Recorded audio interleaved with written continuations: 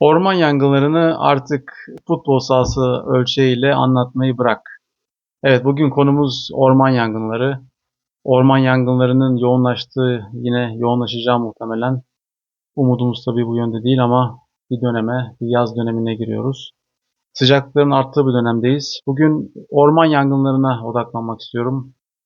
Bu yangınların e, neden çıktığına, bunların medyadaki yansımalarına, ülkeler arası farklara ve bunların medyadaki temsilinin ne kadar nesnel olup ne kadar olmadığına varıncaya kadar sizi çok bilgilendirici ve aydınlatıcı bir video olmasını umut ediyorum.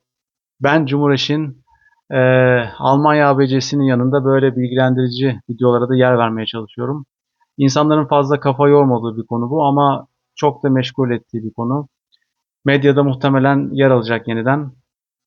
Güncel haberlerde İspanya'da, Portekiz'de, Fransa'da birçok insanın hayatını cehenneme döndürdü yine orman yangınları.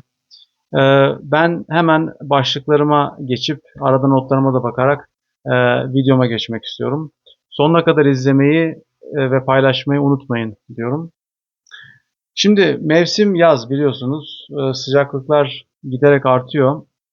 Bu sıcaklıkların artmasıyla birlikte kuraklıklar da geliyor. Tabii kuraklıkların artması orman yangınları ihtimalini arttırıyor. Bu arada en baştan söyleyeyim yani biliyorsunuz her yanan ağaç bizim içimizi yakıyor. Ama benim buradaki derdim bu video içerisinde ve sonunda bunun yansımasının ve temsilinin nasıl olduğu ve insanların bilgilendirilmesi hususunda acaba gerçekten nesnel mi davranılıyor yoksa arkada başka faktörler mi var? Onları size göstermek.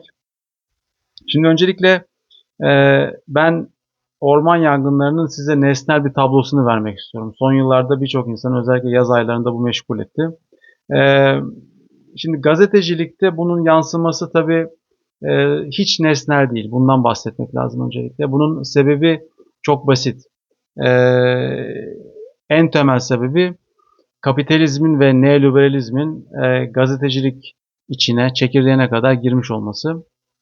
Zaten biliyorsunuz kapitalizm veya neoliberalizm hangi şeyin içine giriyorsa onun mahiyetini değiştiriyor.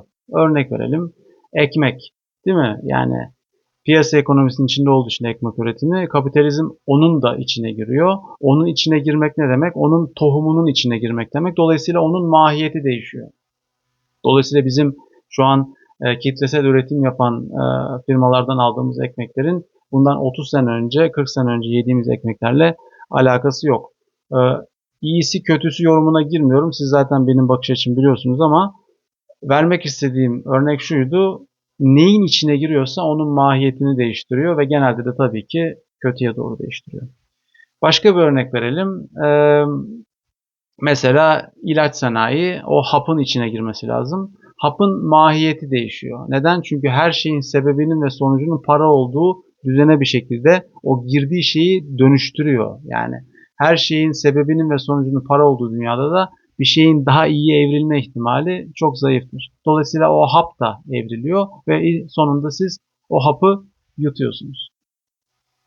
Şimdi bu yangın haberlerinde de böyle. Medyadaki bunun yansıması insanları nesnel bir şekilde bilgilendirmekten ziyade onları daha fazla izlettirmek ve onları daha fazla tıklattırmak. Bunu nasıl yapıyorsunuz? Hemen insanların korkusundan faydalanıyorsunuz. Böyle daha dehşetli, daha korku salıcı bir şekilde haberler yaparsanız insanlar ekranın karşısında saatlerce otururlar. Daha fazla reklam izlettirirsiniz. Birilerinin, sizin değil, birilerinin cepleri bu şekilde dolmuş olur. Yine her şeyin sebebinin ve sonucunun para olduğu dünyada haber içeriklerinin de mahiyeti değiştiği için tabii ki o daha iyi evrilmiyor. Bir şekilde birilerinin cebine yaramış oluyor. İklim değişikliğine geçelim. Şimdi iklim değişikliği önemli. Bu sizi bilgilendirecek bir şey tabii. Aşırı sıcaklığın artmasıyla, kuraklığın artmasıyla, özellikle belli bölgelerde, belli dönemlerde nemin de çok fazla düşmesiyle yangın riski artıyor. Son dönemde, son yıllarda Batı ülkelerinde de bunun örneğini çok fazla gördünüz. Türkiye'de de çok fazla gördünüz. Özellikle 2020 yılından beri bizi çok meşgul eden bir şey bu. 2021 yılında biliyorsunuz Cumhuriyet tarihinin en büyük orman yangını felaketleri yaşandı. Size bu noktada da ben nesnel bir kıyas vermek istiyorum. Bu nesnel kıyas önemli. Biliyorsunuz Batı dünyasında da Amerika Birleşik Devletleri'nde ve Kanada'da da çok büyük yangınlar oldu. Bu yangınlarda yanmış olan arazilerin, alanların hektar olarak size bir tablosunu çıkardım. Sadece göstermek istiyorum. Şimdi bu sayılara baktığınız zaman bu son derece nesnel bir şey. 2021'den 2025'e kadar buradaki sayıları görüyorsunuz. Cumhuriyet tarihinin en büyük yangınları 2021 yılında yaşandı. Burada yanan arazi hektar 203 bin hektar gibi gözüküyor. Tekrardan söylüyorum, her yanan ağaç içimizi yakıyor ama gene de bir kıyas yapmakta fayda var. Çünkü haberlerde zaman zaman 10 dönümlük bir yangınla veya 100 dönümlük bir yangınla 10 milyon hektarlık bir yangın yaklaşık aynı ağırlıkta veriliyor. Bunun olması tabii doğru değil. Yani şimdi Türkiye'de son 5 yıldaki yangınlardaki arazilere bakın, Amerika Birleşik Devletleri'ndeki arazilere bakın. Buradaki farkı göreceksiniz. Tabii ki içinizden bazıları diyecek ki Amerika Birleşik Devletleri'nin arazisiyle Türkiye'yi kıyaslamak doğru mu? Haklısınız ama gene de haber kaynaklarına yansıması itibariyle arazilerin ne kadar farklı olduğunu ifade etmeye çalışıyorum. Haber kaynaklarının da bunların ağırlığı yaklaşık olarak aynı. Birazdan biraz daha nesnelleştireceğim ben olayı bu konuda. Mesela çok kısa bir örnek vereyim. Heybeliada yangınını hatırlayanlarınız olacaktır. Heybeliada benim çok yakından bildiğim bir yer. Biliyorsunuz 2021 yılında en son Heybeliada yangını oldu. Ve inanılmaz bir şekilde haber kanallarını meşgul etti. İnsanları da meşgul etti. Saatlerce bunların haberleri yapıldı. Heybeliada'da yanan arazi, tekrar söylüyorum, her ağacın yanması içimizi yakıyor. Yaklaşık 7 hektardı. 70 dönüm arazi yandı Heybeliada'da ve bu insanları saatlerce meşgul ediyor. Etmesi doğal ama 100 bin hektarlık bir alanın yanmasıyla 70 dönümlük bir yerin yanması aynı ağırlıkta ise oradan biraz şüphelenmemiz lazım. Yani bizim artık bazı şeylerden şüphelenmemiz gerekiyor. Duygularımızı kullandırmamamız gerekiyor. İnsanların bunları suistimal etmesine müsaade etmememiz gerekiyor. Şimdi bu medyadaki temsil noktasından devam ediyorum. Biliyorsunuz bir de bu futbol sahası ölçütü var. Yani bir şekilde bu Türkiye'de yıllardan beri yapılan bir şey. Enteresan bir şekilde nesnelliğin çok önemli olduğu Almanya'da da kullanılan bir ölçüt. Yani bir şekilde hep olmasa da bazen yangınların büyüklüğü ifade edilirken futbol sahası ölçütü kullanılıyor. Şimdi sizi izleyenlerin birçoğu sözelci, birçoğu sayısalcı. Ben sayısalcıyım. Sayısalcıları ele alalım. Biz mesela mühendisler hayatımız boyunca işte birimlerle uğraştık, büyüklüklerle uğraştık. Hayatımız boyunca herhangi bir alanı, araziyi futbol sahasıyla ölçmedik. Yani böyle bir ölçü alışkanlığımız yok ve bunu bir şekilde kabul etmemiz de bir acayip. Yani bu alışkanlık yeri gazetecilikte bir şekilde yerleşmiş. Ben bunun şuradan kaynaklandığını düşünüyorum.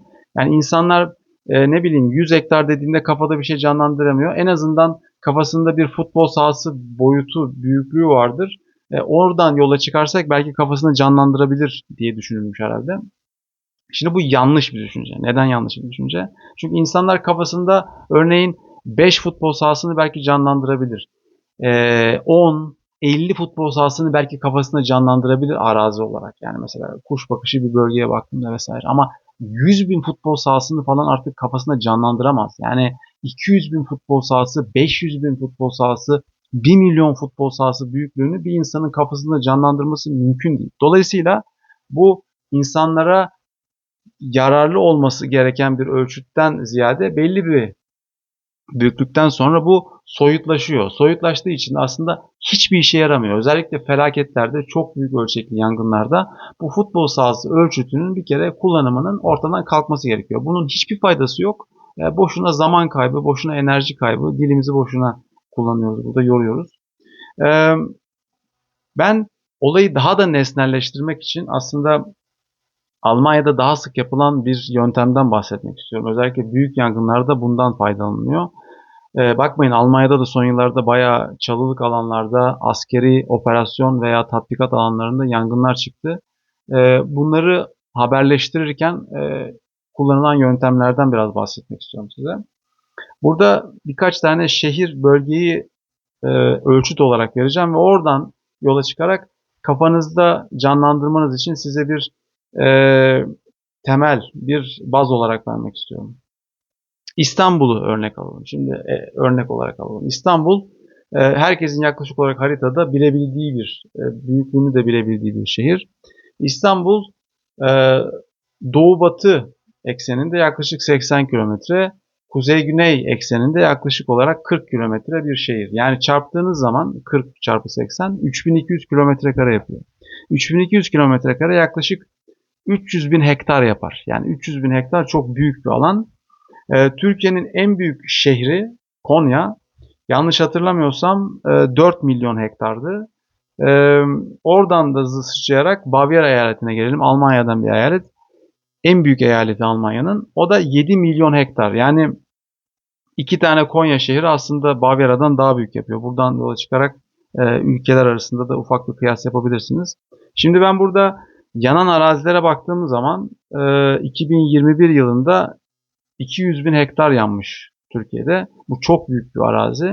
Yani İstanbul'un arazisinin yaklaşık 2/3'ü yanmış. Bu çok büyük bir alan tabii. Buradaki alanlara baktığınız zaman ayrıca şimdi şunu görüyorsunuz. Yani ABD'de ve Kanada'da mesela aynı anda topladığımız zaman mesela 2021 ve 2022 yıllarını, yani Konya, Bavyera seviyesinde, ki ben bunu haberlerde ölçüt olarak hatırlıyorum. Haberlerde verilmişti Alman kaynaklarında.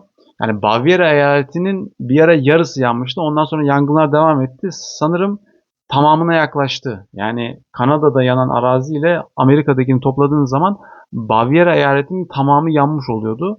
Bunlar tabii inanılmaz ölçüler. Yani ölçütler. Yani dolayısıyla bunları kafamızda canlandırmamakla birlikte aynı zamanda nesnel olarak biraz da boyutunu, büyüklüğünü bilmemiz gerekiyor ki ona göre endişelenelim ya da endişelerimizde biraz haklı olalım. Yani 70 dönümlük bir alanla 7 milyon hektarın endişesi, korkusu, insanlarda yarattığı kaygı aynı olmamalı. Yani 70 dönümlük bir alanın tekrar ağaçlandırma süresini düşünün. Oranın toparlanma süresini düşünün. Bavyera eyaleti büyüklüğünde bir yerin tekrardan toparlanabilmesini düşünün. Doğal olarak veya insan gayretiyle, kuvvetiyle, enerjisiyle birlikte. Dolayısıyla buna bir şekilde dem vurmak istedim. Umarım sizin için bilgilendirici bir video olmuştur. Yani haberleri izlerken hangi yangın olursa olsun, nerede olursa olsun bu nesnel kıyası kaçırmamakta fayda var. Belki insanların da gazeteciliği bu konuda biraz daha tersten baskıyla, tersten itekleyerek bir şekilde nesnelliğe bence getirmesi gerekiyor. Aksi takdirde insanların duyguları suistimal edilmeye devam edecek. Ben de buna çok karşıyım. Dediğim gibi umarım sizin için çok bilgilendirici bir video olmuştur. Sonlara gelirken muhtemelen sizin için en uygun olan videoyu görüyorsunuz. Onu izleyip bilgilenmeyi de unutmayın. Beğenmeyi, paylaşmayı, abone olmayı tabii ki unutmuyorsunuz. Cemiyetimiz büyümeye devam ediyor. 4200'ü geçtik sanırım abonelikte. Umarım daha da yüksek seviyelere geleceğiz. Paylaşırsanız, insanlara tavsiye ederseniz onların da bilgilenmesine, bilinçlenmesine vesile olursunuz. Farkındalığınız bu şekilde topyekün artmış olur. Tekrardan teşekkür ediyorum. Bir sonraki videomda görüşmek üzere. Kendinize çok iyi bakın.